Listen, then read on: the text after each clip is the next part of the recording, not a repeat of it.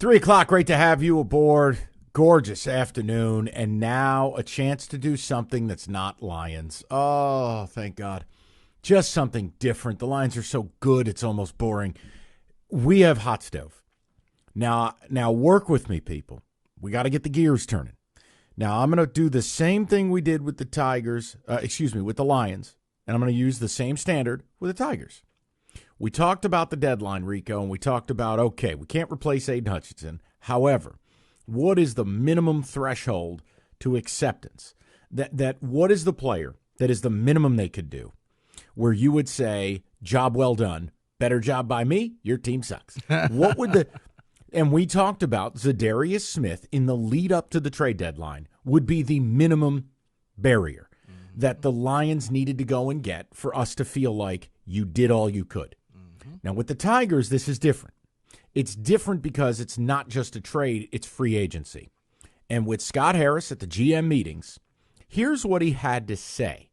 Now, we can parse through the comment first, and then it does get to a point of, okay, forget about what you think the comment means. What is the standard you as an individual adult are going to hold Scott Harris and the Tigers to? Ready? He was asked on adding in the offseason versus developing the youth. Quote, we need to do both.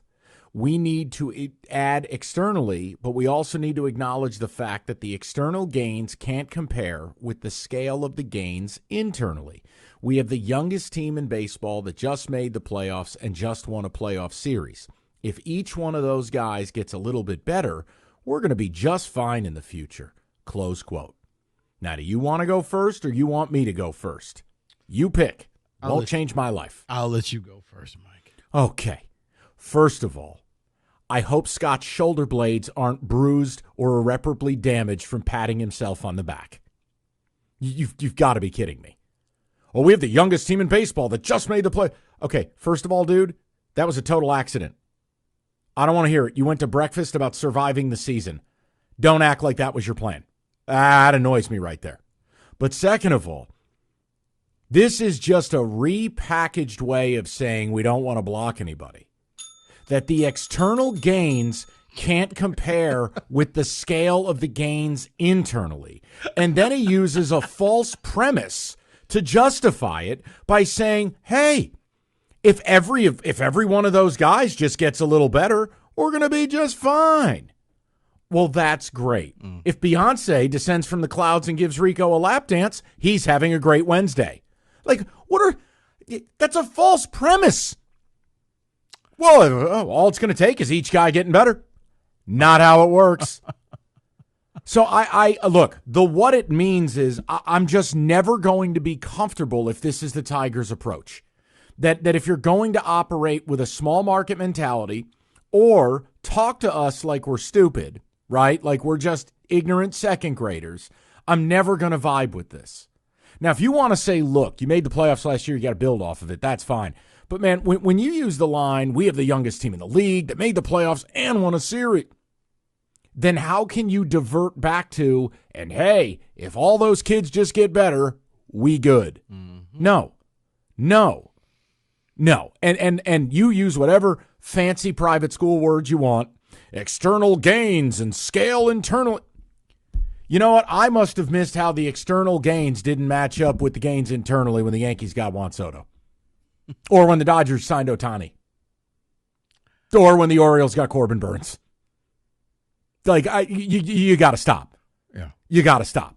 Yeah. So that's what I think it means, not what the minimum threshold is. I don't change how I want things done. I'm an adult. Like, I don't try to change Rico's favorite food. He's an adult. Hey, if he likes vanilla ice cream, what the hell am I going to say? So, like, if you're going to be one of these team shills, don't ask me to change. Don't ask fans to change. But, Rico, what did you take out of the comment before we go minimum threshold? Okay, because there were two separate things. I have a minimum threshold, but out of the comment, it was a lot of word soup. Because if you're going to add, you simply say, hey, we're going to be aggressive in the offseason and we're going to go and get somebody. Or, hey, we're going to go into the offseason and we're going to pick up some pieces. We're not going to overspend, But you don't have to sit here and, well, we had this team and we did this and we did that. And you're right. It basically was saying we're not going to block the young guys, but, we do realize that maybe we need to go out and get some pieces. But, hey, did you know we had the youngest team in the playoff? And, we did. It's like, okay, it doesn't take a lot of energy to say we got to add some pieces to this. We had a good team. We had a good run. But now we need to get better, and we got to go outside the organization to do that. Here, you know what? Let's ratchet it up a level. And if you think I'm wrong or if people think I'm wrong, it's cool. We can have a discussion. If they stand pat and play smartest guy in the room, you won't make the playoffs. If you go WBBT, bring the band back together, and plan on every one of your young players getting better, you will regress. That is my belief. Hope I'm wrong. I hope I'm wrong that that's not the approach, and I hope I'm wrong that that's not how it plays out. But I want to know now what the minimum threshold is for you, the fans, whether you're a member of the 1901 Society or just a baseball-loving Detroiter. What is the player? Like, what is the minimum threshold? And that we can talk through the free agency stuff. I can give you contract approximations. I want to know what you guys want. Because, Rico, I'm not speaking for you. I'm only speaking for myself. I'm not going to go through another year being vilified for wanting more. And if you don't want more, tell me why. But what I'm not going to do is become a villain because, God forbid, I want the Tigers to act major market. That I do believe free agency and, wait for it, trades can make you better in a hurry. And if you're going to pat yourself on the back about the youngest team in the league and you won a playoffs, that's great. You still don't have a third baseman. That's great. You still don't have a first baseman. That's great. At best, you've got a really nice depth piece at shortstop, but you need a right-handed complement. You need another thumper, a big-time right-handed bat. And Lord knows you need at least one really nice starter, probably two, because I don't want to put too much pressure on Job to go with Tarek Skubal. So you can spare me with, if everyone just gets better, not how it works. 248-539-9797. Would love to know. Now, I have names, Rico. I'm not being coy, but I wanted to wait and give the people an opportunity. Like, here's your plate. Dinner is served. It's buffet style.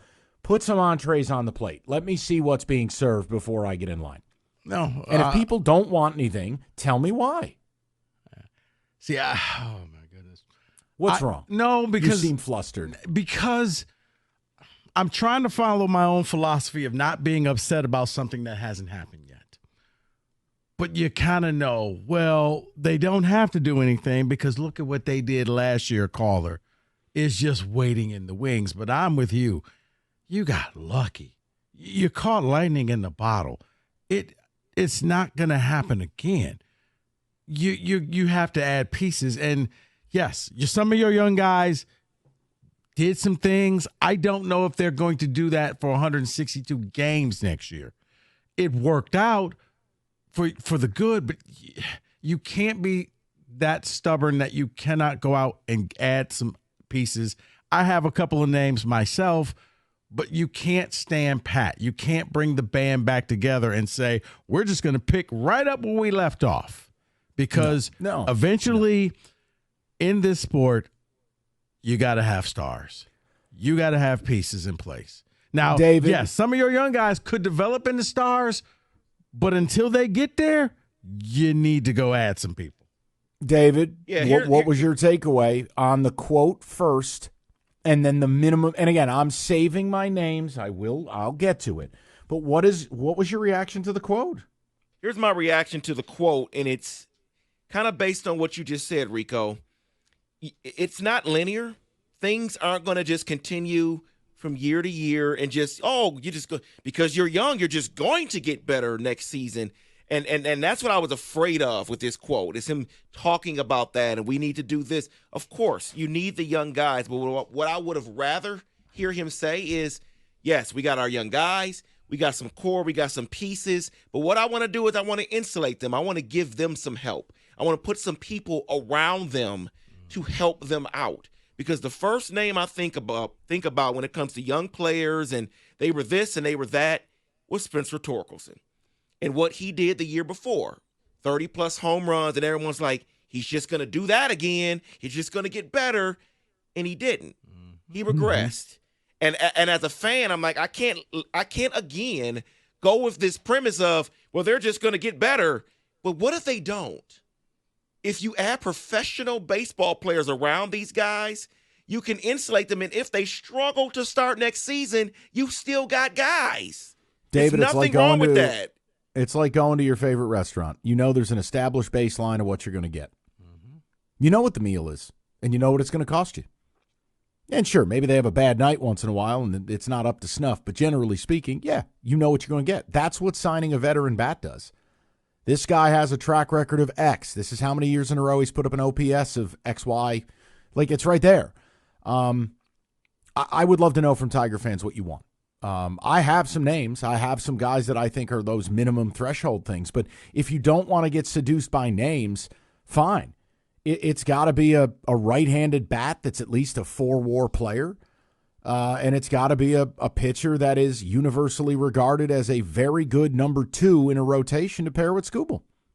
Now, you do those two things, that's the minimum. Now, the maximum is you're adding 2 bats, and preferably a first and third base. Now, you do that, well, now we're ready to win the World Series. So I'd love to hear from you guys on it. And again, Rico and I are going to react to things in real time. You don't get the benefit of just waiting. I will judge Scott Harris on what he does, not what he says. But in the meantime, no, I don't have to sit there and ignore the comment, and I don't have to say that it's great. It rubs me the wrong way. I don't like it. Free country, last I checked. 248-539-9797. We'll get with the people. A little hot stove, do a little college football in the 4 o'clock, 97.1.